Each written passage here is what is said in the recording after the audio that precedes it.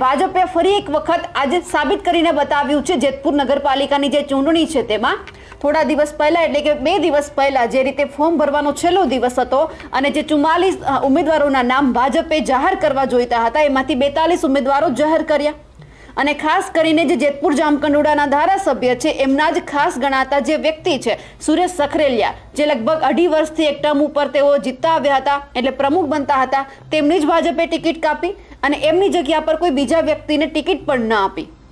એટલે આખો મામલો ગરમાયો એટલે જયેશ રાદડિયાએ ઉપરી લેવલે અનેક ફોન કર્યા તેમ છતાં કોઈ જ નિરાકરણ ન આવ્યું એટલે તમામ જે 42 ઉમેદવારોના નામ જાહેર થયા હતા એ તમામે એવું કહ્યું કે અમે ફોર્મ પરત ખેંચીશું જો સુરેશભાઈને ટિકિટ આપવામાં નહીં આવે તો પછી ક્યાંક આખું રાજકારણ ગરમાયું અનેક ધમપછાડા થયા પછી બીજે દિવસે જ્યારે ચીમકી આપવામાં આવી હતી કે જો ઉમેદવાર ઘોષિત કરવામાં નહીં આવે સુરેશભાઈને તો અમે તમામ લોકો છે ફોર્મ પરત ખેંચી લઈશું પરંતુ અચાનક ક્યાંક દિલ્હીથી કે પછી ગાંધીનગરથી ફોન આવ્યો હશે અને અચાનક રવિવારે બપોરના સમયે જયેશ રાદડિયાના ઘરે એક બેઠક થઈ અને એક પછી નિવેદન સામે આવ્યું કે 42 ઉમેદવારો જે ફોર્મ પરત ખેંચવાની વાત કરતા હતા તે હવે નથી ખેંચવાના અને ચૂંટણી લડવાના છે અને ખાસ કરીને એમાં જયેશ રાદડિયા અને જેમનું પત્તું કપાયું છે સુરેશ સખરેલિયા પણ આ વખતે ચૂંટણી જીતાડવામાં ભાજપને મદદ કરવાના છે એટલે અહીંયા સાબિત થઈ બતાવ્યું કે કોઈ વ્યક્તિ કોઈ નેતા સાંસદ કહે છે કે તમને ટિકિટ મળશે તો ભાજપે જે નક્કી કર્યું હશે ઉપરી લેવલે તે જ થવાનું છે અને ભાજપ જેમને ઈચ્છતા હશે ટિકિટ આપવામાં